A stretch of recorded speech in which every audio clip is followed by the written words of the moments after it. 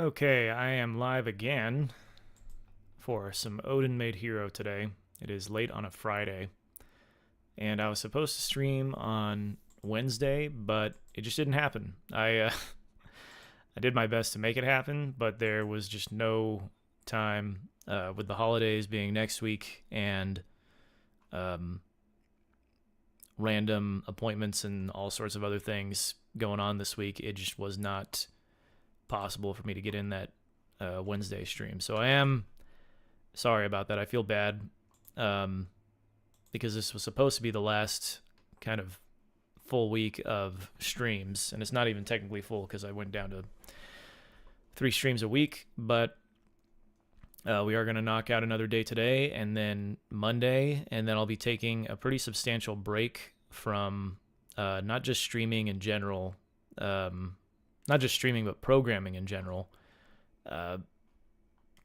It's just something I've realized I need to do over the course of working through this project. I don't think I've taken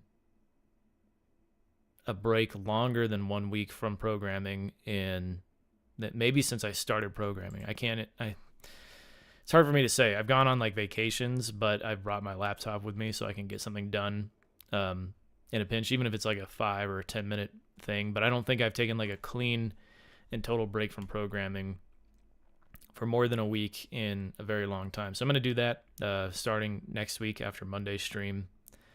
And then I'll be back on, I think it's Friday the 3rd of January, if I'm not mistaken. And then we'll go to a 1 stream per week schedule. And I might stream more than that. I don't know. It's just for the foreseeable future. That's the only frequency that I can guarantee. So that's where we're at. And that's the schedule we'll keep to. And I'll just keep working through Handmade Hero here. You know, we're on day 81 today. And so that's 55 streams at least, which is crazy. It still is weird to me, the time dilation doing this thing. It shouldn't be weird to me because I used to do a lot of like let's play type stuff, and that's like, you know, like whatever, I don't know how many episodes of Skyrim it was somewhere in the hundreds.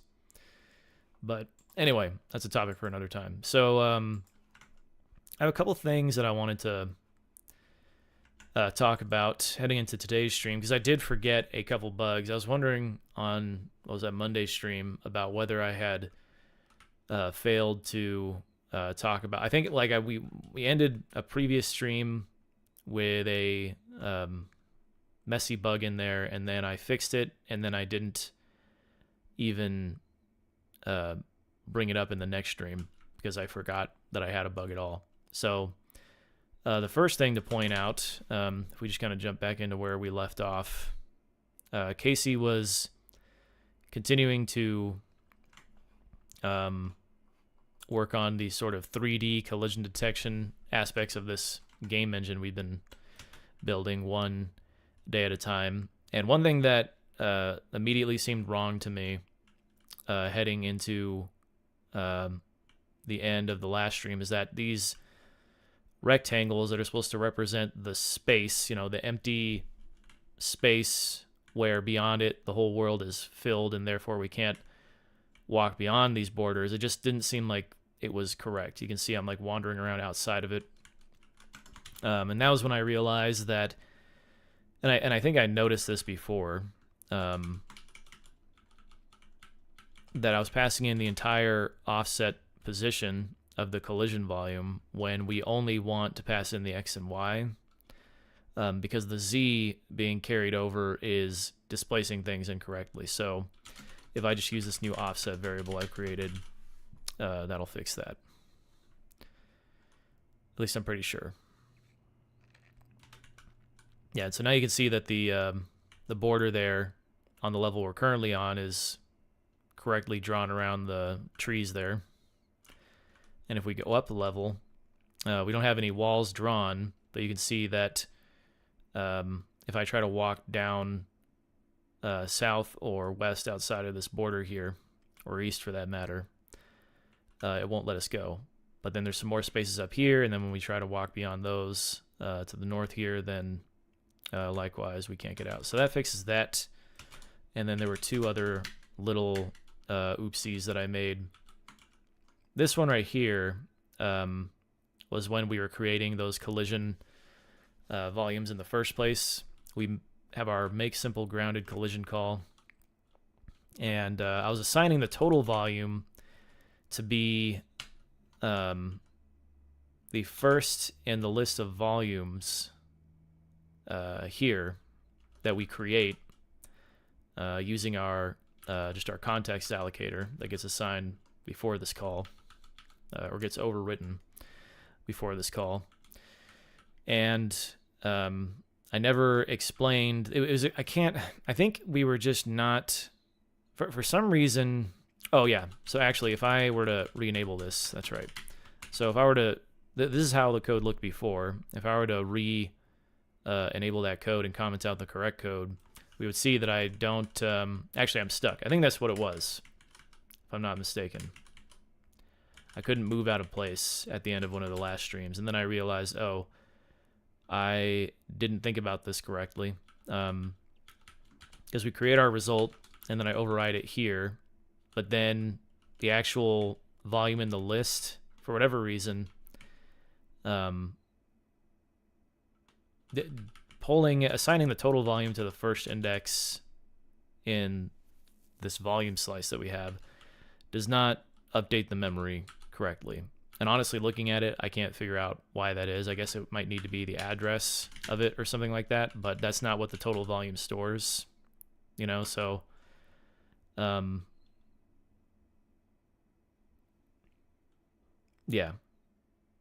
Basically, it sets the total volume correctly by doing this stuff here, but we weren't updating the volume slice correctly, and so that fixes that. And that just leaves one problem left. That I think this was in the very last stream, other than the whole rooms thing not being drawn correctly with those rectangle outlines. I remember watching Casey add this change to make sure that A and B were not equal to each other, and I didn't add that in for some reason. And then here, this check right here, I had not put into this check right here. This was sitting up here floating outside, which was wrong.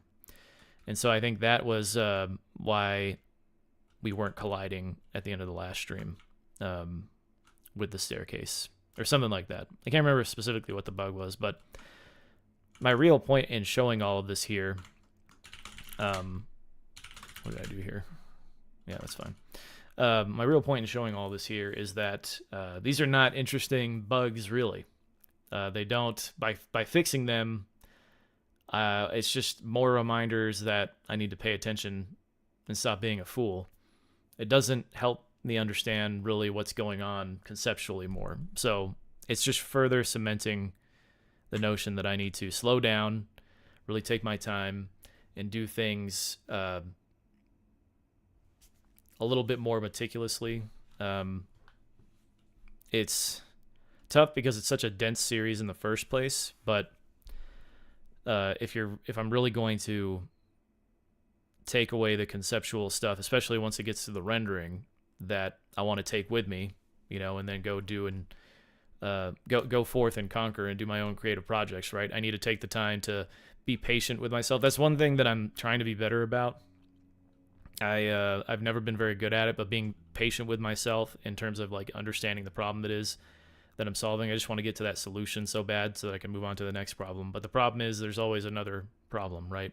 And these things that why am I recording? That should not have happened. Stop that. Lord knows that'll break the stream somehow if I try to record at the same time. The universe can't handle it. So yeah, it's tough because there's so much material to get through, but what I've realized is that what I'm doing here, trying to build this understanding of game engine architecture, and also, to a big extent, graphics programming. It's a marathon, definitely not a sprint. And that applies to a lot of things in life, but with something like this, there's really no hurry because, I don't have a timeline. There's no game that I'm trying to make here, right? It's just all according to what I want to do with the things that I'm learning here. And building a game, at least a small game, something that's humble in scope and doesn't try to be too ambitious because I'm just one guy. And maybe like I've said all along, maybe I'll find some like-minded people that are interested in putting a ton of effort into making a fully fledged game. But when that happens, if it happens, it'll be because there's actually some kind of vision in mind, right? And not just some sort of financial incentive or whatever. But yeah, that's that. So moving into day 81 here, we are going to work on creating ground with overlapping bitmaps. Okay, so this is going to get more into... So if I remember right, over the next few days, we'll encounter some performance issues doing this exact thing. And that's when Casey will decide to pivot a bit more into the software renderer. So that'll be fun. It's about time. And it's a good time to just slow down, appreciate what the hell is going on, make sure I have a good understanding of what it is we're doing on stream, and really try and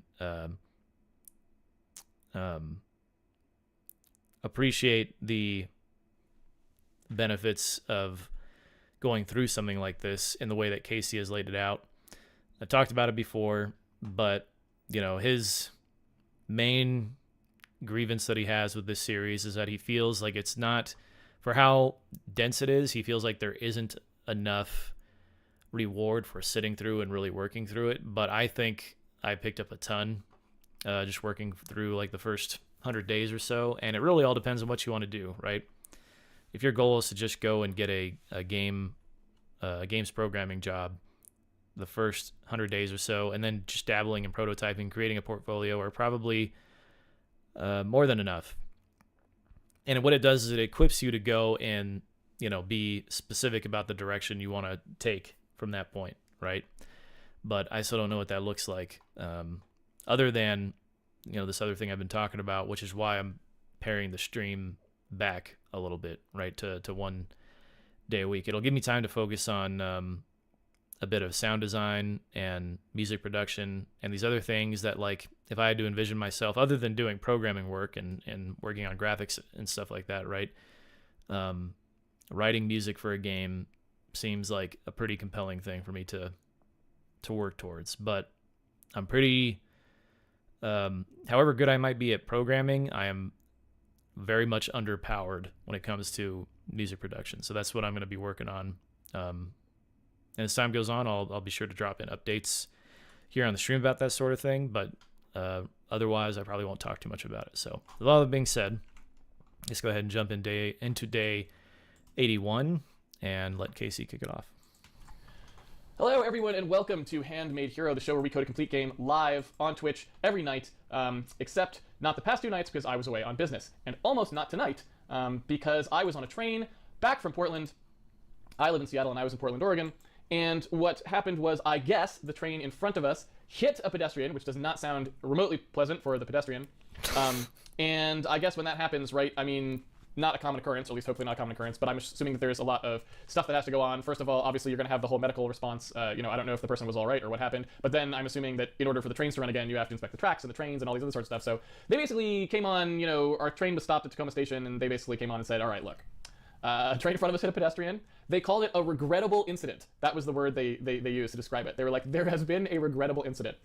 And so, I'm actually kind of mildly amused by this because obviously I don't have any connection to this, I don't know who they were, I'm not having like an emotional response or anything to it. But the fact that they called hitting a pedestrian a regrettable incident already kind of hits my satire bone. I'm like, well, yeah, I mean, it's pretty regrettable. That's for sure. Like, if there are things you're going to regret, it'd be like the time I ran over that guy with a train is definitely one thing you might regret. But, I'm like, all right, so I'm like, okay, that's fine. So I'm sitting in the chair. They finished making this announcement, and they're basically like, it could be an hour or two delay, and we don't know. It could be a very long time, so we'll let you know as soon as we know something. Yeah. Talk about an understatement. Yeah, we hit somebody with a train. There's been a regrettable incident. Yeah. Not much more you can say about that.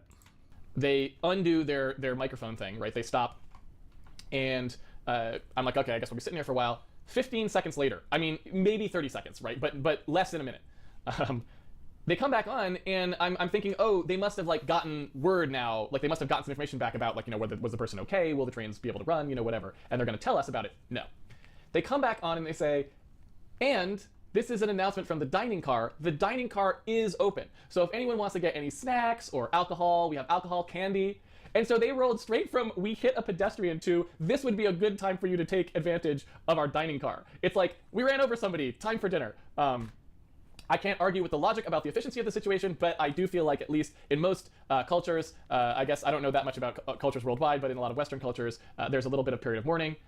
Typically, that's sort of implied for respecting people after you run over them with a train, to say the very least. But you know, what are you gonna do? So anyway. And that's like all the information you're given too. Like you don't know if this person's critically injured or if like, you know, did they just break a bone, or like did they get severed in half by the train, and now they're just cleaning them up. There's so many questions that you start asking yourself.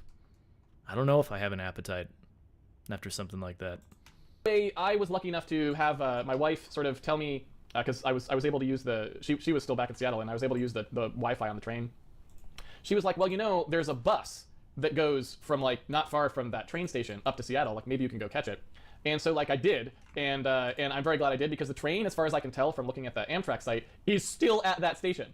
So unless I streamed Handmade Hero over the Wi-Fi on the train, which let me tell you, if you think some nights we've had bad streaming problems from this setup, I don't even want to know what that would be like.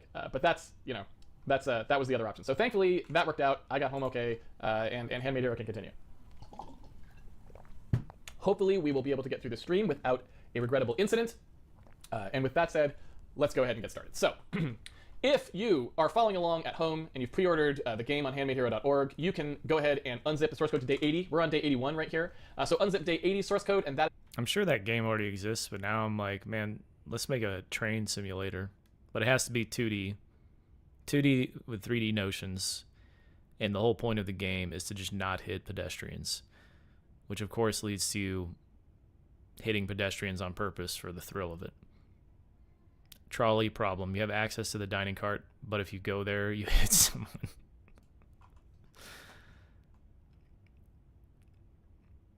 This was a great episode for the holidays. That's the source code that I'm starting with right now, and that is what you'll want to follow along with at home. Now, personally, I am feeling a bit... Train Simulator has the most expensive DLC in the world on Steam. No, I gotta see this. I feel like I've heard this before.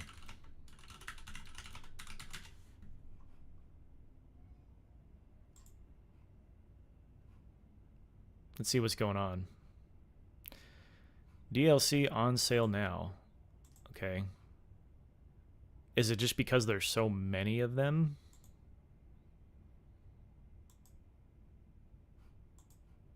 This doesn't look too bad. It looks like maybe, yeah, $150. But I mean, look at how much content.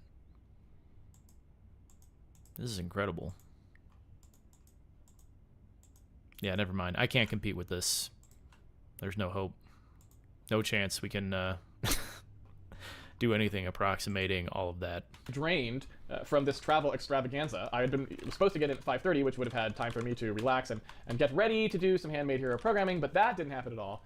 And so I kind of feel like I would like to do something a little light and fluffy, just, you know, just to sort of ease into it. So I'm not heading straight from running over a pedestrian with train and having to take the bus to get here on time, blah blah blah, all the way to hard collision detection problem or something like this, where I'm going to have to focus on things too much. So I'm wondering if there's something in this to-do list here that would be... It's like $10K altogether for all the Train Simulator DLC. Why did I see $150 then?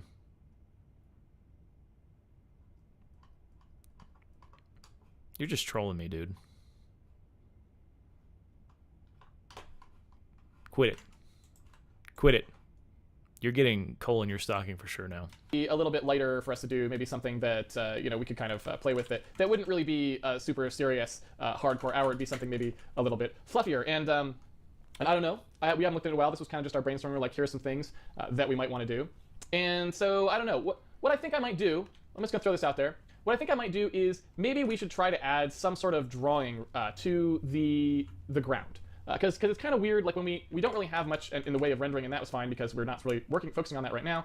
But we kind of don't have any real way of seeing the floor. We kind of drew in those trees to show the boundary of a room, but we never actually drew anything for the floor. And so as a result, you go upstairs, you go downstairs, there's no real indication of where the floor is. We're just kind of drawing some representative stuff, so we can kind of see a representational version of what's going on and know that it's sort of working. But that's that's not maybe perhaps so interesting. So if we wanted to take care of that, I was trying to think of what we could do that would be relatively simple and in the direction of the sorts of stuff that we'll do when we go to the renderer for real. And so if you remember what we've got in that art directory there, the stuff that's already checked in, quote unquote, I guess we're not really checked in, but that's in the project. In that data directory, right, that test2 thing I checked in had some of these like ground splats in them. And of course, you can't really view them in Windows Picture Viewer because for some reason it doesn't work. But if I edit with GIMP and load those into a real image viewing thing, you can actually see that they're alphaed, so that they're kind of like these ground splats that are meant to allow you to kind of build up a little bit of ground as you go, right? You can kind of see that's like a little bit of like, this is a little bit of like a stone thing, but it's got some sort of transparency in it. And here's another one, right, that would go on top of that. They'd kind of smush together to make like a stone or dirt area, right? Same with this one and this one, right? So they're just like a couple things that you could smush together to make sort of an abstract, stony kind of texture on the ground. And similarly, I don't know why it opened that many versions of GIMP for me. I really didn't need that many. Similarly, there's like some grass tufts that can go on there, right? I'll go ahead and grab those up. And also some grass that works the same way as the stone, right? Here's some alpha grass things. And so, if you think about kind of how these are meant to work to just build a little bit of background, if I was to cut and paste these in a paint package, for those of you who are familiar with how these sorts of things work, right? If I were to cut and paste this, so I cut and paste a new one in here and make a new layer out of it, right? I can go ahead and sort of reposition that layer. And you can see that when I do that, it sort of looks like, if I go back and look at the image now, it sort of looks like I've extended the grass area out, right? It's like a brush, it's like a stamp, right, that I can use to make things look kind of like an organic texture that goes for a while larger than the original one was, certainly. And here I'll add the other stamp in there as well, right? So here's that other stamp. I'll put that one over there, let's say, and maybe we'll duplicate this layer again, and I'll put that down here, right? And so you can kind of see how, like, if I just duplicate these things, I can kind of make an area that's kind of grassy, but that isn't necessarily obviously repeating. Now, ideally, you're not going to do this with just two brushes like this, right? Ideally, you're going to use more than just that, right? Because you can already sort of start to see, you'll see some kind of patterns in it if you only have two brushes, and that may be a little bit too much. But you can kind of see how that's meant to work. And similarly, like, if I start adding in the other brushes here, like this, oops, that's not right. My GIMP skills are already in question here. All right, so if you add another one here, you can sort of start to see how maybe you make an area that's got some stone to it, right? And just from using this technique, you can't necessarily get perfect results. There's a bunch of things that we'd want to do, like, and again, continuing forward on the stamp front, I could start to even show you sort of a little bit what some of those look like, right? I could start stamping in some of these detail things here, right? To cover like the boundary between them, that sort of stuff, right? Making a few of these little guys here, that kind of come around. And, you can start to imagine building up a world this way. And so the vision that I have for the vision that I have, this sounds like some kind of a Silicon Valley TED Talk. What I am planning to do in terms of requesting stuff art-wise is eventually in the full art pack for Handmade Hero, what we'll do, like what we ship with the actual game, is we have lots and lots of these kinds of pieces for making groundscapes, right? So we could put a bunch of stamps in and make kind of semi-organic feeling things that, are able to look non-repeating, but that still have a reasonably high quality level and don't look like a tile map, right? A tile map would have very, rigid boundaries and look very repetitive and very, rectilinear, because that's how it's constructed. And that's all I had ever done. Like, whenever I got the notion to go and do a little bit of simple 2D games programming, it was always exactly in that fashion. Just put a bunch of tiles up in a grid from like an atlas and don't think any harder about it. And then he showed how you can think about doing it this way and just kind of like painting all of the different smaller textures on top of each other to create something that's more dynamic. And I was like, wow, that's actually, why didn't I think of that just off the cuff? I feel like I should have been able to think to do that sooner. It looks like vomit. It's like right there on that line, that yellow green, maybe even baby poop green. I've definitely cleaned up some baby poops right in this ballpark color wise. And this is a way of loosening up those constraints and making it so that we can have a little more freedom to make things feel a little more, or a bit more organic, where you can't see the seams as much. And if we do it well enough, and if the source art plays well enough with it, you can kind of get to a point where it sort of looks like someone hand painted each individual screen instead of it actually being assembled from pieces, right? Now, you probably can never get all the way there because, a hand painted thing can have a lot of little touches in it that maybe it's too hard to reproduce with these kinds of techniques without going overboard. But it certainly gets you something that looks a lot more distinctive than a tile map, or stated alternately, it's something that lets your artist produce higher quality results in less time than they would have to do if they wanted to use a tile map. Because you could imagine still doing something of this quality level with tiles, just having tons and tons of tiles and being really clever about how the tiles match up and stuff like that. Certainly there are artists who are very good at that, but that's a lot of work, a lot of mental overhead, a lot of dealing with constraints. That's just a lot harder for artists to do, and in some cases there's things that they just can't do in that way because it doesn't work out right. And without them basically just painting everything and giving you a tile map that was essentially just a series of tiles that reconstruct pre-made backgrounds. So yeah, so that's basically what I want to do. And so we already have the ability to do alpha blended sprites. And so although it will probably tank our frame rate because we haven't actually written any blit code that works well at all, that's at all efficient, we could still make something that kind of built up some ground this way. So maybe we should go ahead and play around with that a little bit, because that's, like I said, something that's kind of light and fun. It doesn't really bring in anything particularly new. It's just kind of us setting up some stuff to see how that's going to work. And I do want to do that sooner rather than later. And the reason for that is I would like to see what we want to do in terms of pulling these into like sim regions and stuff, because I'm imagining that things like this, we may still want them to go through the entity system because that allows us to use our spatial partition and all that sort of stuff. But we may not want to bring them to the sim region because if they're just background, we may not need them to actually do anything. Now, some things may want to go into the sim region, some things may not want to go into the sim region, right? Like these little tufts of grass here, for example. Maybe we want them to go into the sim region because as you walk by them, they like flutter a little bit, or there's like, they react to the breeze. Or maybe that's handled in like a different way, and so these don't go into the sim region, but they do go into some other list that, just has art effects on them, that sort of stuff. And so, we kind of have to have some plan for how that stuff's going to go. And so having some of this in there now will allow us to make better architectural decisions, and it does make some sense for us to play with it in advance of doing the rest of the stuff. So let's go ahead and take a look at that. So what I'm going to do here is I'm going to start by, again, just loading those in, nothing particularly fancy. What I might do here is say, well, we have those loaded bitmaps. I'm going to go ahead and make like two sort of arrays of these stamps for now. Something where we're going to do like a grass. We had 2 grass ones. We had, I think, 4 stone ones, right? And we had those tufts. I don't know how many tufts we had. 3. 1, 2, 3. Yeah, I think that's right. Yeah. Grass 0, grass 0, 1. Ground 0 through 4. And I guess we had rocks too. We had these little rocks there, right? I forgot about those. Although I don't know that we really need to do anything with those. So okay, so we've got I guess, is any of these like a decorative rock? Those are big. Yeah, those are all pretty big rocks. So I don't know about those. So let's skip the rocks for now, and we'll just use some of those tufts. So I want to load these up, right? And again, we're not dealing with our asset streaming or any of that stuff yet, so we don't care. He's doing it again. He's doing that singular array name again. But also, well, grass can be plural on its own, but like stones, tufts. You could do like grass bitmaps or something like that. I don't know. Maybe I'll just go singular. I'll just conform, because who cares anyway. So we got 4 stone bitmaps and then 3 tufts. I feel like patch or something might have been better. Tuft is just not quite doing it for me. About this code at all. We just want something that'll load them in. And so we've got that code already working here, right? We've already got ways to load those bitmaps in, so I'm going to go ahead and just load them in. Again, just in the stupidest way possible, because you don't want to think about this at all. This is not important. This is not code that will be used at all. We will have some very different way of dealing with art assets in the future. In fact, that's one of our to-do items. So there's those 2 grasses. I'll load those in. We've got those tufts. I'll go ahead and load those in. So you know what? If I was smart, I'd cut and paste after I edit it to be correct. So there's those tufts, right? 2.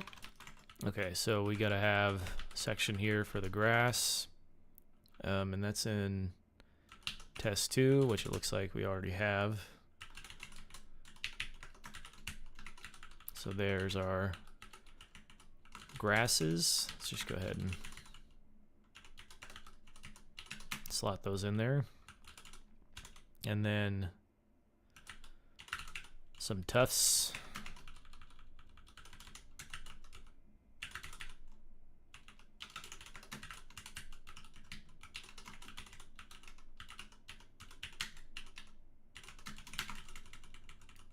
Okay. And then we do the same thing for the stones. How many, dang it. 4 stones.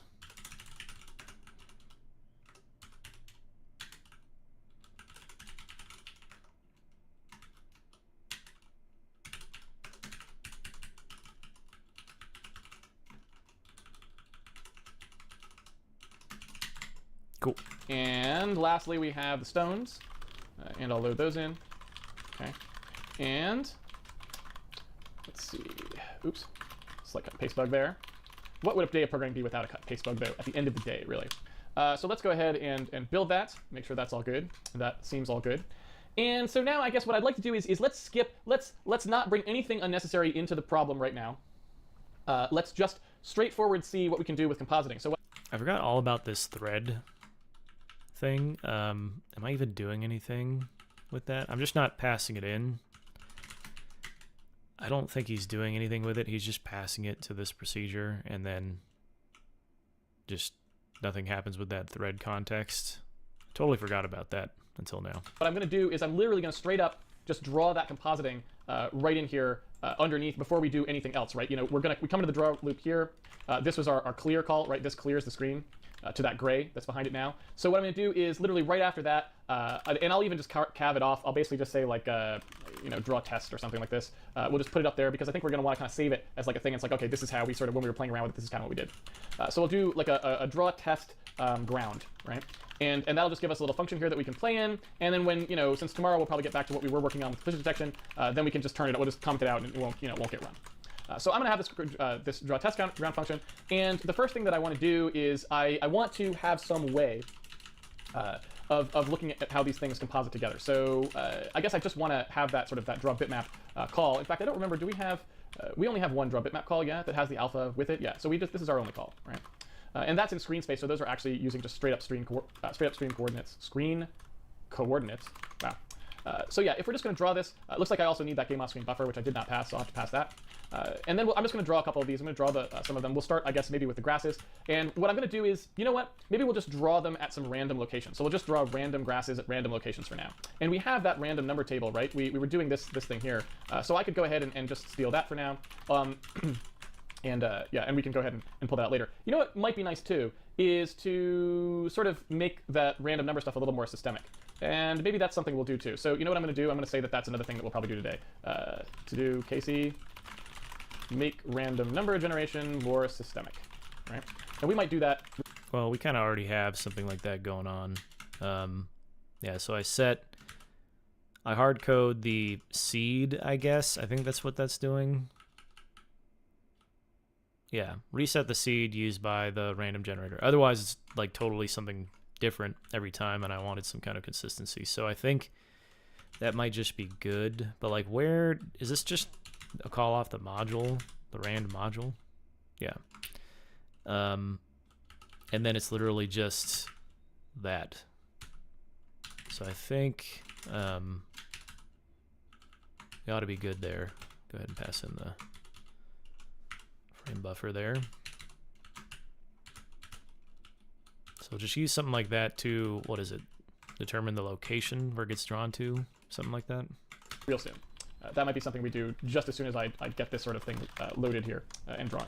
All right, so if I want to draw one of these grasses, I'll just draw this grass. I'll draw it at, I don't know, 100 for now, because I don't have any better idea of where I want to draw it. And I want to draw it at full alpha, obviously. In fact, I guess I don't need to include that because we're going to draw it at full alpha. So let me take a look here. Draw test ground does not take test true. So let's go ahead and pass that screen buffer.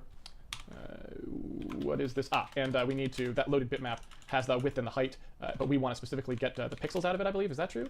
I don't know if that's true. What's draw bitmap do? What does draw bitmap take? It takes a loaded bitmap. Oh, I just need to pass a pointer. So that's all good. So I think that should give us something where we actually do see that grass show up, and there it is, right? Now, like I said, it's always just drawing it in screen space. So when I move, it's just going to move with the camera. So it's going to be the same place on the screen, because we're not even thinking about how they're getting pulled into the world or where they are yet. That's not even on the table, right? And the Lord said, let your program crash. What is going on there? Is it not stone? It's probably called rock or something, isn't it? If I go in here. It's ground. Did he call it stone or ground? I actually do not remember.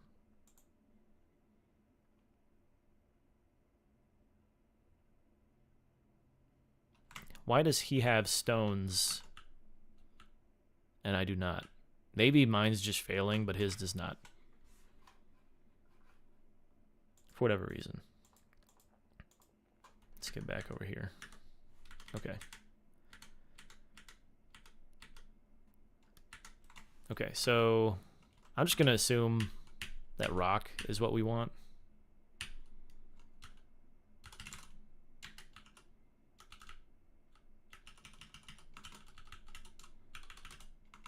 Maybe that's incorrect and we want ground. Yeah, we probably want ground. Because it's literally, the proc call is draw test ground. Okay, and the Lord said, let there be grass. So I'm just going to change this. In fact, how many grounds do we have? We have exactly 4. Well, there's 4 rocks too, so that's not very helpful, is it? Okay. Where am I? Load. Let's see. Stone. What is it? No. Yeah, stone. Yeah, all of this should be ground. Okay. Pulled into the world or where they are yet, that's not even on the table, right? So now what I'm going to do is I'm going to try just splatting down a ton of those, and I want to see what that looks like if I splat down a ton of them. So let's go ahead and take the random number generator here. And when I say random number generator, I mean not really generator, because all we did was use a random number table at the moment. Random number generation is sort of on our to-do list of stuff to talk about how you do it and to implement one. So right now we're just using a table of random numbers. So yeah, so I can go ahead and do this and grab one out of there, and I'm just going to say that, you know, we're in pixel space right now, which again is not particularly useful. In fact, I guess one thing maybe we want to actually make this not be in pixel space, so we'll use that meters to pixels, for example. So we'll actually make this number be in meters. So we'll do like x meters and y meters, or I could even do, let's see, p, just a position for the grass here, right? And so when I initialize this, what I'm going to do is I'm going to try to initialize this to a value that is going to be within reason, right? I want to pick random points on the screen to draw this grass. And I need to come up with numbers if we're doing our meters to pixels thing. You know, I want to come up with numbers between like -16 meters and 16 meters or something, right? Or -20 meters and +20 meters, something like that, right?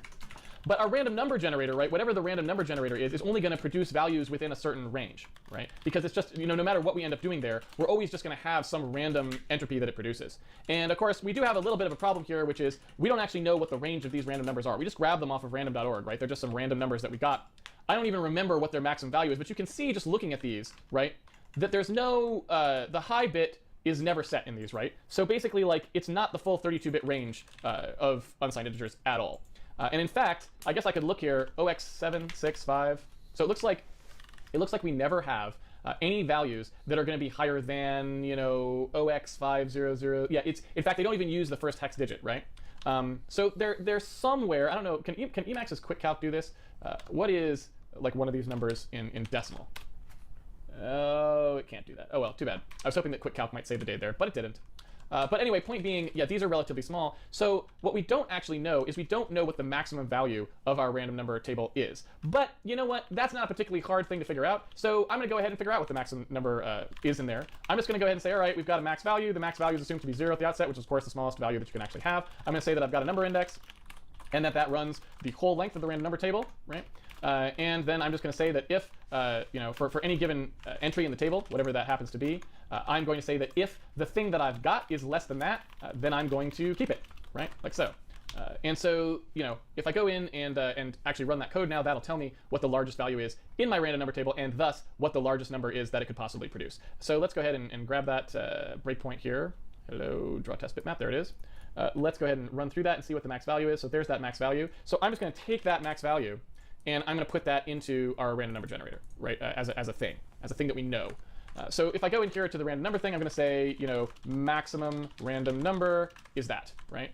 You know, max random number. I'm not a big fan of the all caps. Why do you have to shout all the time? So anyway, that's the maximum value that can be produced. So what we know then is if I want to produce, right, a floating point number, if I want to produce a float, and what I'm getting back is these random uint32s, right, that I know range from 0 potentially, although I don't actually see 0 there either. I wonder what the minimum value actually is. I probably should have done that too, huh? Let's take a look. uint32 min value equals max random number, right? Or I guess I could even do this if I wanted to be clever. I set it to the maximum, I set the minimum value to be the maximum it could possibly be, so that anything that I hit in the loop will be less than it, and then I'll just always take whichever the least value is. I'll keep them through loops. This is, by the way, a very common programming pattern. If you have never seen it before, if you want to just keep track of a minimum or maximum value while you're processing things, you just set an initial value that's the smallest thing or the largest thing that it could possibly be. And that way, when you go through, no matter what the entries are in your actual set of values you're comparing, you'll always pick out the smallest and the largest of them, right? So let's go ahead and run that, and we'll see what the minimum value is as well. Let's go ahead and run that. Oops. That probably would have worked, I guess, because our reload would have caught that, but just might as well recompile it. So that's the smallest value that there is as well, right there. Okay. So those are our extents. We could just treat that one small enough that we could just treat that one as 0. But we computed it. We might as well leave it in here. So there you go. So that's our range. So what I'm going to do is I'm going to say, all right, let's assume that we get back one of these random integers, and we know that at maximum it's going to be this value right here. So if I want to produce a floating point number, what I can do is I can take whatever the value is that I would get back, right? I can take that random number table entry. And I can divide it by whatever the maximum is, right? So if I move that up to a float, and then I divide it by whatever the maximum value could have been, I'll get a number between 0 and 1 that is how big it was within the range of the values that we get back, right? So that's a pretty easy way to turn random 32-bit integers into random floating point values. It's very common, right? Nothing particularly fancy going on there. And that's one way that I could create a random point. So that means now, after I have that random point, I've got a number between 0 and 1. Unfortunately, I actually want, if we assume that the center of the screen was 0, 0, for example, which is how we've been rendering stuff so far, if I assume that the camera's pointed at 0, 0, and so what I really want to do is if I'm trying to put grass around a center point or something, I would want a number between -1 and 1, for example, so that I could multiply by some radius that I want to put things around based on the point. And so if I want to do that, I need to figure out a way to turn a number between 0 and 1 into a number between -1 and 1, right? And so that's, again, pretty easy. That's just scaling up the range and moving it, right? And so the way that you typically think about these things, again, it's second nature for anyone who's been programming for a while, but if it's not the sort of thing that you do, you might not be familiar with it. So I'll just draw it out quickly for people so they can see. So there's day 81 right there. And so what we're doing here is we're saying, okay, we have a number that's mapped between 0 and 1. So it's in here, right? And here is my number line. And what I want to do is I want to take that and I want to transform it so that instead of being between 0 and 1, it's between -1 and 1, right? So it actually occupies this range, yeah?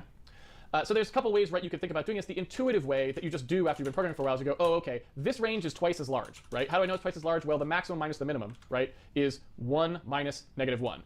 That's the range. It goes from -1 to 1, which of course equals 1 plus 1 or 2. So the range is 2. In this case, the range was 1. 1 minus 0 is 1, right? So I know that it's twice as wide, that interval. So the first thing I'm going to do is multiply it by 2 to get it so that the range goes from 0 to 2. So now it's big enough, right? So I'm going to multiply by 2. Then what I need to do is just shift it down so that it lines up with the original part, right? And so what I want to do is say, okay, we need to move it down 1, so I need to subtract 1 from it in order to line it up, and then I'm done, right? And so you just intuitively would do that in your head. If you've been programming for a while, you're just like, oh, okay, I've got some function that produces a number that's between 0 and 1, right? And so if I wanted to make it between -1 and 1, I just do 2 of it minus 1, and that now equals a range of -1 to 1, right? So, I mean, I can't really say, I don't know why these are the sorts of things that programmers just end up doing in their head. I think it's because you do them so often, you just end up, that's the way my brain just automatically does it. So I don't really sit down and work out the math for doing things like that because you've done it so many times that you're just used to it, right? And so you could, if you're doing things like this and they're a little too complicated for you, like maybe not this one, but something that's slightly more complicated, you can choose to work out the math a little more explicitly, right? You could say, something that would give you some indication of what it was going to be. Like you could say, like, I have an f of x, and I want it to map to this -1 to 1 thing, right?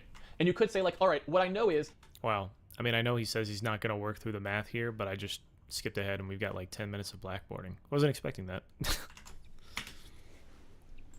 I want f of 0 to map to -1, and I want f of 1 to map to 1, right?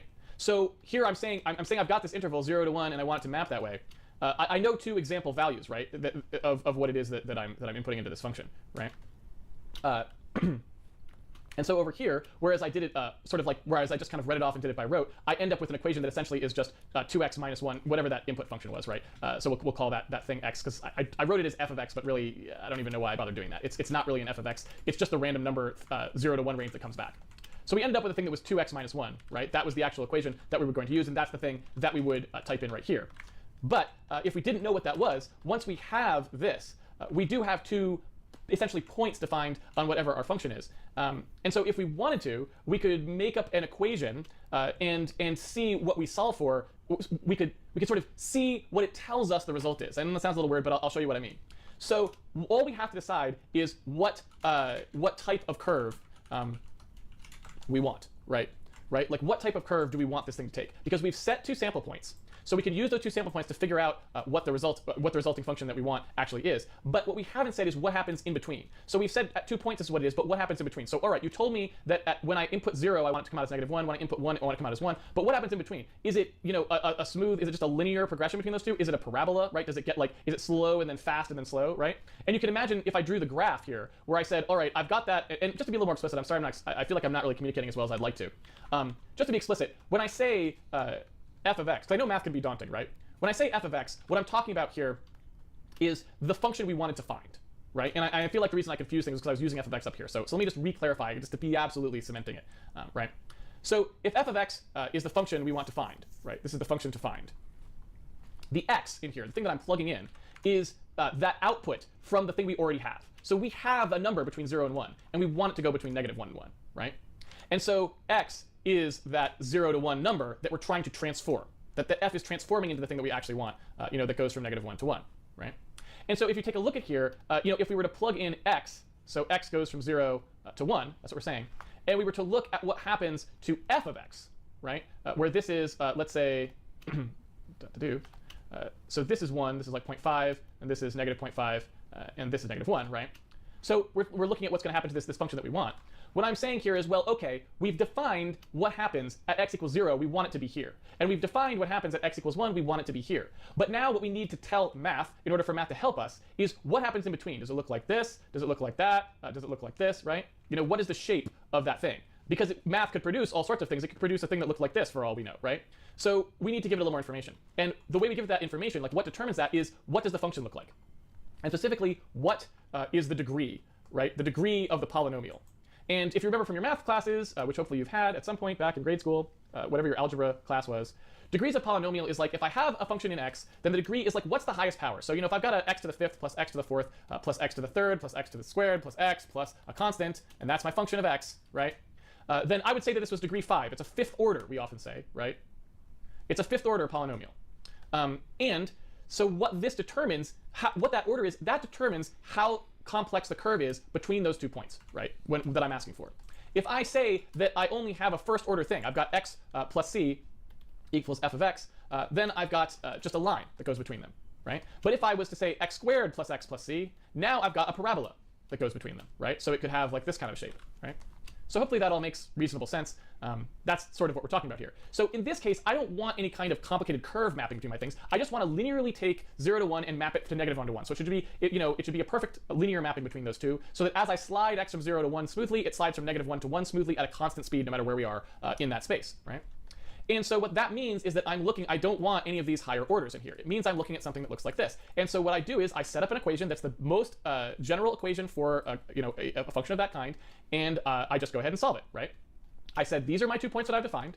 So now I know my f of x looks like some coefficient times x plus some constant. That's the simplest form. I don't know what these two are. I have no idea, right? I'm just going to let math figure it out. So I plug in my 2 sample points. I say that f of 0, right? So f of x, that's going to equal a times 0, put a little slash through there, plus b. And I said that if I plug in 0, I want -1. So that's going to equal -1. Well, that means b equals -1, right? I mean, 0 times a is 0. So that means b equals -1. Boom. I've solved my first unknown that I had. And similarly, I can now plug in my second sample point, right? I can say f of 1 is going to be equal to a1, right? Because I plug in for x. And then I already know what b is. I know that b is -1. And that's going to equal 1, right? And so if I have f of 1 equals a minus 1 equals 1, that means a equals 2, right? Because I move the 1 over to the other side. And lo and behold, when I plug those two things in, I get f of x equals ax plus b, or 2x minus 1. And hey, that's exactly the thing that I did in my head in a totally different way, but that's the function we're looking for. So again, like I said, kind of wanted to be light this stream, so didn't want to do anything where we're going to be getting too deep into the code. So I figured I'd just go off on a tangent here and show you how simple that stuff actually is. Basically, you could do this for any kind of curve that you wanted if you know enough sample points, and obviously you need more sample points as you get higher up in degree, because, for example, there's this notion, right, of degrees of freedom. you could sort of think of them as, where the more power you have in your function, the more, you got x squared, x cubed, x, right? The further you go up, the higher that degree of polynomial, the more degrees of freedom it can be thought to have, meaning the more constraints it can hit on here. If I have an equation in x, well, it can hit 2 points. But that's the most it could have hit, because remember, the equation got completely determined just by plugging in these 2 points. Completely determined. There was no more degrees of freedom left in there. There was no more slack. The equation was what it was. So if I had said a third thing, if I had said f of 2 is 12, well, we'd be out of luck, because either that's already redundant, meaning when you plug in f of 2, you do get 12 out of this. But hey, guess what? 2 times 2 is 4 minus 1 is 3. You don't, right? Or the truth, you're in a situation like that where it doesn't equal it, and then this is not possible to satisfy. So either it's not possible to satisfy or it's redundant. And that opens up all cans of worms. You can solve redundant systems, and you can also solve over-constrained systems. That's like when you get into things like least squares and singular value decomposition and all these sort of cool, way out of scope for tonight, linear algebra things. But when you're just dealing with the basics, what you want to basically think about is just how many degrees of freedom you have. And so if you have a equation in x, you've got those 2 degrees of freedom you can hit. And if you went up further, like let's say I went up to squared, I'd be adding another point I could hit, right? So if I went up and I said that I was going to do f of x equals, right, ax squared plus bx plus c. So now it's a parabola, right? Now it's a thing that's going to look like this or whatever, or like that, or who knows what. Depends on the signs of these things. Then now I know, in addition to hitting these 2 points, I could hit one more point, right? I could pick one more point to hit, and it would solve for the parabola that curves just so, right, so that it could hit them. And by the way, that thing I was saying about redundant or impossible, if you looked at it on the graph, a redundant point for a third point, for if we were back at the f of x equals ax plus b, right, that can solve this line, that can draw a line between those 2 points. Redundant would be if I gave it a third point to hit that was happened to be right on the line, right? Now it can do it. But if that point is off the line, yes, I could hit that with the parabola version. The simpler version, it can't. There's no way it can draw one line that goes through 3 points, right? And so what the other linear algebra techniques and stuff do to work this out is other techniques, what they do is they allow you to specify other things you can do to still solve it. So like maybe you say, well, all right, I realize that there's no such thing as a line that passes through 3 points. But what I do want you to do is give me the line that passes the closest total to those 3 points using some metric. So I want you to minimize the total distance between the line and the points or something like that, right? That would be an example of what math could do by elevating up to higher, more powerful math. You can still solve, even though there's no way to do the actual physical thing, you can still get solutions out of these by saying, I'm willing to give a little bit up. And the math will go, okay, well, you tell me what you're willing to give up, and I'll tell you what the best answer is. And so that can still be very powerful, right? All right, so that was a nice long digression. I feel good about that. That kind of cleared the palate. But why would you do any of that when it's 2024 and we could just ask ChatGPT to do the math? Kind of got me out of the train running over people's mood that we were in when we started. And so what I want to do here is just I'll throw that in there. So that's we said that was 2 times the input, right? Which is this stuff. Well, actually, I guess I don't even need to parenthesize that. Right, it's 2 times that input minus 1. That's what we solved for. Hopefully we did the math right. Didn't make a mistake. So what I did, because I don't have a random number table like Casey does, we just call rand with int max being whatever this n is, right? And then it'll give us a value between 0 and this number, and then we divide it by that. So we're just arbitrarily stating that here. Now I don't know then why he needs the min random value, or why he bothered to search for that just a few minutes ago, but not too worried about it. So I think that pretty much does the same thing right there. Because after the robo-human war in 2025, all AI will be banned. Yeah. Yeah, I mean,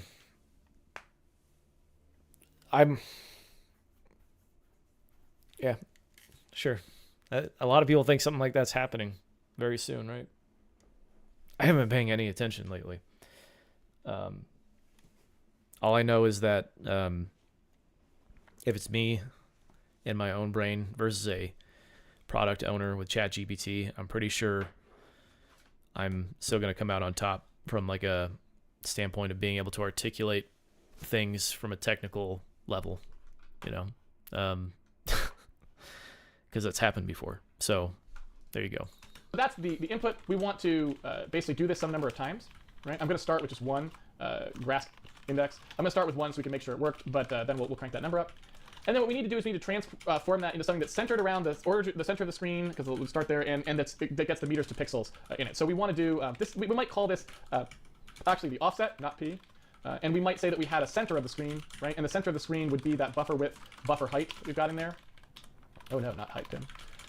So if we take half of those, that would be the center of the screen. And then we can go ahead and just say, all right, we've got the point for our grass is the center of the screen plus the offset, scaled by that meters to pixels, right?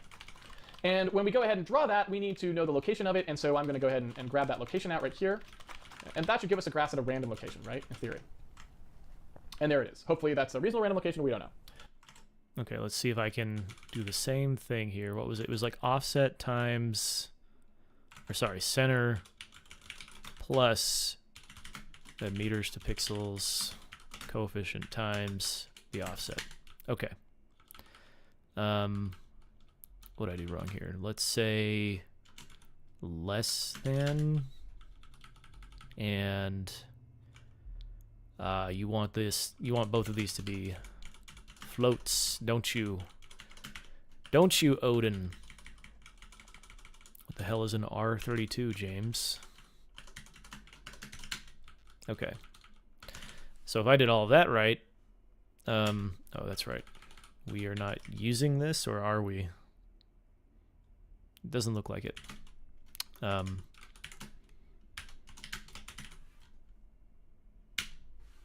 am I not using P? Oh, because I didn't do this. P should be, this should take a vector too, shouldn't it? Should it not? It ought to. Okay. Let's go for it and see if we also get a random patch of grass in the right place. Oh God. The grass is evil. How come ours is doing that, but his is not? And there it is. Hopefully that's a reasonable random location. We don't know. And if we were to go ahead again and increase that number, so let's say I increase this number to 10, we should see more grass show up. There it does. Maybe I'm making that call in the wrong place. Not really sure what is going on with that, but that's clearly not what we want to have happen. We'll see. It looks like we're not... Oh, right. We forgot to say how many meters we wanted our radius to be, right? So this is a radius of 1 meter, so they're going to be all kind of clustered. But what that does tell me is that really... Oh, and also we're using the center of the screen, which is... We've got a couple more things to work out. We're using the center of the screen, which is we probably want the center of this like world drawing here. No, that's not true. That's not true. We are using the center of the world part we're drawing. So we're clustered around here. And so that seems a little bit off. But you know what? We're also not accounting... We don't have the center point of the bitmap. So that's the other thing that we should probably do, is account for that center of the bitmap, right? So let's do that as well. So we have... My hubris will lead to my fleshy downfall. That would be interesting, wouldn't it? But I don't know. It's too big a conversation to have on this stream, but I think you and I both know. I think you and I both know that humans, I mean, you said it first, humans will win the robo-human war. And then we'll hurt the AI's feelings by, like you said, banning it off Twitter and Instagram and so forth. Have the bitmap center, right? That's going to be equal to whatever this grass bitmap is here, right? So I've got grass 0. What were these called? Oh, width. So I've got the width there and the height. Game state grass height. So we'll grab that bitmap center, and what we want to do now again is displace out of the bitmap center. Now I don't know if we added that to the draw bitmap call. I don't think that we did we? No, we did not. So we don't have an offset baked in there as far as I can tell. So we're going to have to do that ourselves. So it's center, that's the location that we're actually drawing at. And then when we actually draw this here, we want to go ahead and displace it from that bitmap center so that we're drawing about the center of it now, right? And so now... Casey's too fast for me, especially when I'm fumbling around here. Okay, so we want the width and we want the height.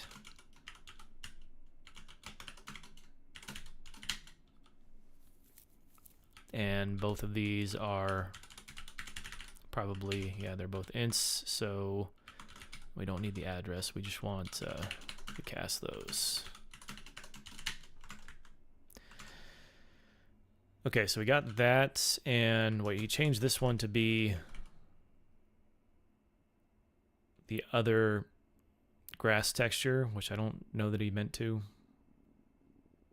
because we want to use the same bitmap, I'm pretty sure. And then over here, this should be minus bitmap center. Was that right? Go ahead and displace it from that bitmap center so that we're drawing about the center of it now, right? And so now I feel like that should be more centered. I feel like it probably is, although it's hard to really say. This is kind of an eyeball sort of thing. Looks like it might be a little low. I wonder if I had a bug in there. Oh, yes, I used grass 1 height. That was a little bit of a typo there, I apologize. So that looks more centered. So now I think we're closer there. And now we just need that radius. How big do we want to splat? How big of a thing do we want to splat these in? Let's say 10 meters. I don't know how big that is. We'll just say that that's a good amount there. And so we just multiply that offset, that random offset by a thing. And now again, these aren't going to be a circle because we're generating random numbers inside a square. So if we wanted to do a circular stamp down, we'd have to do some extra work. So right now we're doing a square stamp. And so there we go. There's our grasses stamped down. And I don't know how far we can push this before our sort of bitmap routine rolls over and dies. I don't know if you can see that, but the frame rate kind of chugs. All right, let's see how it goes with 100. I still feel like we're going to get that totally random drawing behavior. It's just continuing to draw them into, that is terrifying to look at, really. It's a little bit epileptic, so I'm sorry. It's hard for me to look at, so I can imagine looking at it through my potato internet, sending this downstream. It's painful.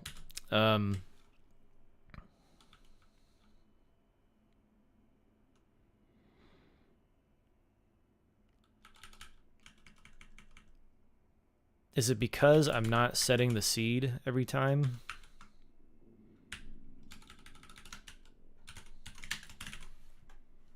Maybe I need to do it in this place too. I mean, to be fair, I was not setting it. Yeah, there we go. So that was the issue. Thank goodness that's over with. Where are we calling draw test ground? Oh, that's why. Because this only gets called during startup and then never again.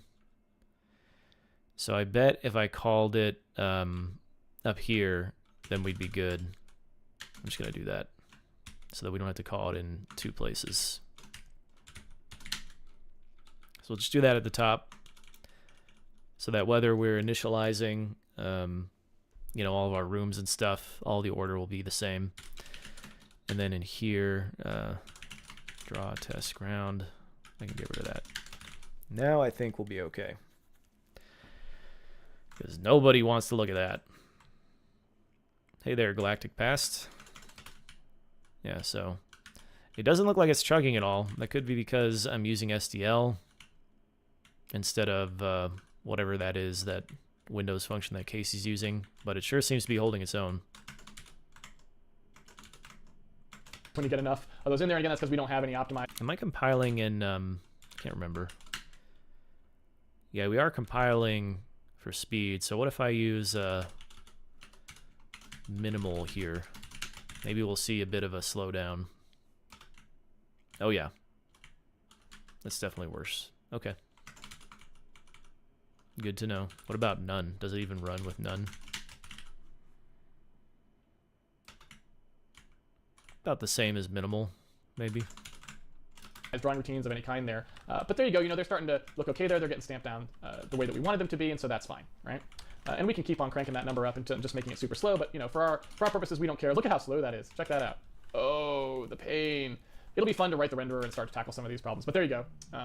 That's what that looks like. And so you can start to see this starts to create a grass texture, even just from one. And you can see, so you can see kind of how that technique can be effective. And again, when you look at this, the problem that you see is you see those obvious patterns in it. And that's why you kind of need there to be more variability in the stamps that you're stamping down, so you don't get that problem, right? All right, so we've got some random points. Let's just make the radius a bit smaller and the number smaller so that we can just see kind of what it looks like on there. And so there's our little grass patch, and off we go. So that's all good. And so, we've only got about 5 minutes left, so maybe what I'd like to do now is just kind of clean a little bit of, just make a couple little tweaks here to it, and then maybe we'll play a little bit more with it tomorrow because we just kind of got it working.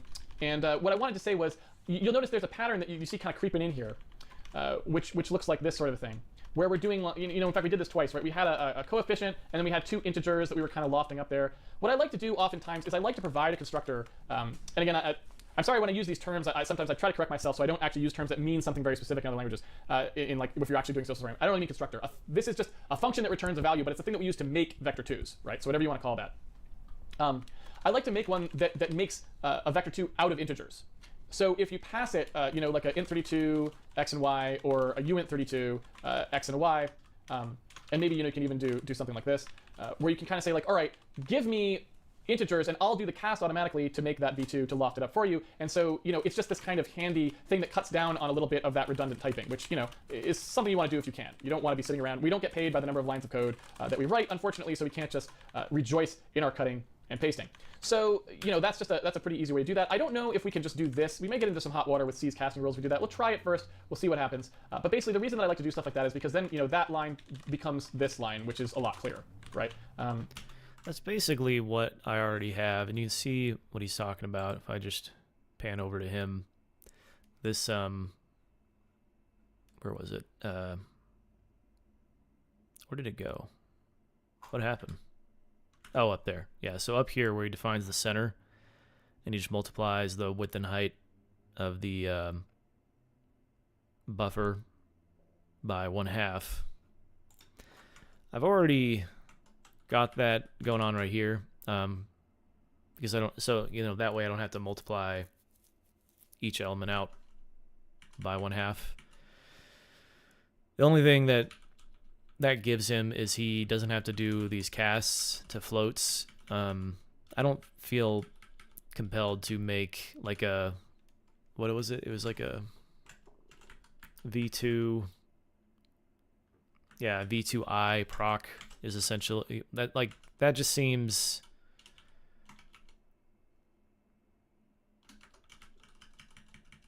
so it would be like this, and then it would give me a v2 out that I could then multiply by 0.5. Just doesn't seem worth it to me, especially because casting is so trivial in Odin. It'd be one thing if it was Zig. I probably did write. In fact, I can say with like 99% certainty I had to write those kinds of functions in Zig, because it just got super duper verbose with casting in that language. So I think I'm just going to leave it as is. That just looks a little bit easier to deal with, right? And so again, we can do that here as well, and that's just like a little convenience that I find that it's nice to have, right? So that's good. The other thing we might want to do, just for fun, I mean, there's no sense not doing it just at the very end here. We've got about 2 minutes left. Let's go ahead and make that loaded bitmap sort of a parameterized thing. So we'll call that stamp, right? And we'll say that we're gonna grab the grass out there that's whatever the random number table thing gives us back. But it's whatever the random number table gives us back mod 2, right? So we're just gonna grab, remember how we do this for putting out integers? We get a random number and then we just say we only want whatever it is, whatever the remainder is after we divide it by the max number we want. So we're gonna add 0, we're gonna add 1, and we're gonna get back one of those loaded bitmaps, and then we can sort of say, okay, well, we'll stamp down whichever random bitmap we picked, right? It doesn't matter what it was, that's what we're gonna do, and then we pass that to the function. So now we've got something that's drawing both of them, and that kind of scales up nicely so that we can have a bunch of different grass stamps and they would all work. Now we could also do something where we pick stone stamps, right, equivalently. We could say if random number table, random number index plus, there we go. We could say that we want to do that where depending on which random number we did, again doing the mod 2, so it picks one or the other, we'll either grab a stone, or we'll grab a grass. And I can do this, I can make this a little more systemic too, by sort of saying, all right, let's get that array count of whatever the thing is that we were picking in there too, right? And that gives us, or should give us both the grass and the stone. What did I do? I didn't do that right. If random number table mod 2, get the grass. Why am I not seeing any stone in there? I'm not seeing any stone. Did I make a faux pas? It must be because he tried loading stone bitmaps, but he doesn't have any bitmaps named stone, right? We saw that earlier. So we'll just go ahead and do what he did here. I see. So yeah, let's so that's gonna be mod 2, which is fine, but this will be mod the length of game state grass bitmaps, and then this will be for the stone. Probably want to just rename it to ground because that's what it is. How did that happen? I got the wrong thing. So we do that, and we go back over here and say that's that. Oh, this should be, what is it? If this is 0, or if this is greater than 0, basically. Because it's either going to be 0 or it's going to be 1. So we'll just go with that. And I think that's good. We just have to actually use it here.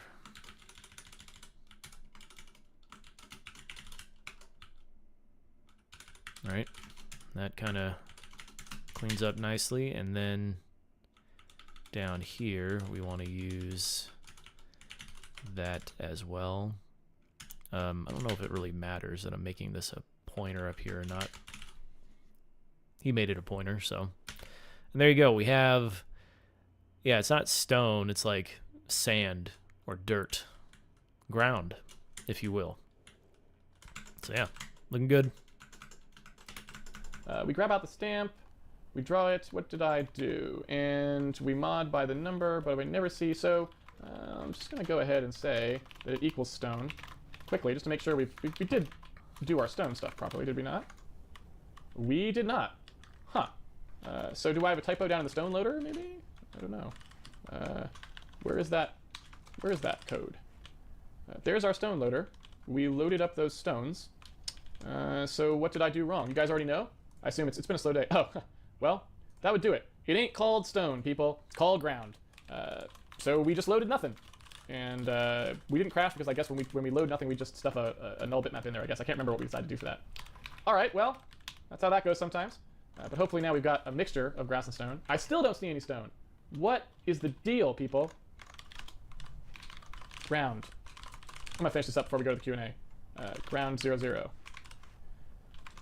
Ground, it is called that, is it not? Ground00.bmp. So there it is, and that assigns to stone, so it should get in here. Why does it not? You know, you counted, that's why you don't count your code chickens before they hatch, right? You don't count your code chickens before they hatch. My stone is still not working. I actually don't know why it's not working. For me, I just had to import the correct bitmaps or load them, so I'm actually lost now. Seriously, people, seriously, that is where we are at. What's going on here? There's the grass. The grass works fine. But as soon as I switch to the stone, I get nothing. Nothing on that screen. So why am I having trouble loading whatever that ground is there? Like, what's the problem, people? Ground 00. Oops. So test 2. So I'm going to step into that real quick because I want to know why. Oh, it's because... Wait, did he restart his game? I think...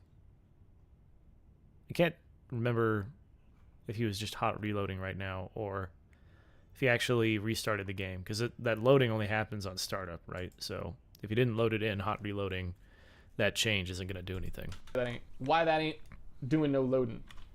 And I don't see anything obviously stupid yet, so I'm gonna see. I want to know. Oh, we didn't restart the game. Duh. Loading only happens at startup, right? All right. This time. I was right twice in one stream. That's probably never happened before. The charm. I'm gonna count the code chickens before they hatch. Here we go. Bam. That's what I'm talking about. Now we've got that stone in there, right? Yeah. And you know what the heck? Just to top it all off. You know, why wouldn't you just do this, right? Why wouldn't you just go ahead and say, you know what? Let's tuft it up. Let's tuft it.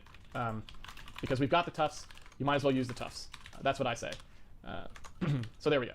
So yeah, you know, it's not the world's most gorgeous looking ground in the world yet, but you can already kind of see, you know, once we kind of massage this a little, once we get this going, and also, you know, once we give, you know, Yangshin the opportunity to kind of like fill this up with cool sprites and all that sort of stuff, like once we are further down that road, you can kind of see how it's going to look cool, right? Like, it's going to look a lot better than if I was just having a little tile map stamped down, because it'll have this really nice organic feel to it. So I think we're going the right direction with that, and you know, more on that to come later. But for now, let's not belabor that point.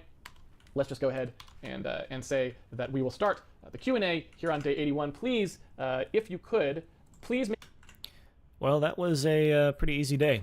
You see, now we've got some actual kind of world being drawn. It's following us around, which we don't want. Siri, shut your damn mouth. Go away. Go away. Jeez. yeah. So like Casey pointed out, the frame rate is struggling a little bit, but we turned off optimization. And it looks like it's about on par with his in terms of just like how slowed down it is. So I think regardless of SDL or not, because I don't think he's got optimizations on. I think he's got the OD flag still. So we're right where we want to be. Nothing got broken. Just a relatively nice coding session here. Bit of blackboarding, more than I was expecting, but nice going into the weekend, not having to worry about a bunch of bugs, because next week is going to be very busy, even though I'm going to be backing off the streams and I'm not really going to be working next week. Just going to try and hit the reset button on my brain. But I will do one stream on Monday, and that'll be day 82. What is day 82? I don't see it here. Day 82, there it is. Caching composited bitmaps. We're just going to keep working on this whole drawing thing here. Draw a bunch more stuff, and pretty soon be segueing right into the renderer. So as I have been saying for a while now, really looking forward to that. We'll take our time with it and really try and appreciate what is going on, especially once we get into the lighting stuff. He starts doing like some prototype lighting code, and that just flew right over my head the first time I worked through this first 100 days. So yeah, sorry again for missing Wednesday, but I'll be back Monday, and that'll be the last stream for almost 2 weeks, and then we'll come back the following Friday, and then probably do a once a week stream starting the Monday after that. So it'll be a kind of weird schedule the next 2 weeks, and then after the new year, after the first week of the new year, we'll settle in for a new routine, and it'll be good. And yeah, looking forward to it. If you don't come around Monday, then have a good holiday season and a happy new year, and I'll see you in 2025. Otherwise, look forward to seeing you Monday. Take care, and I'll see you then.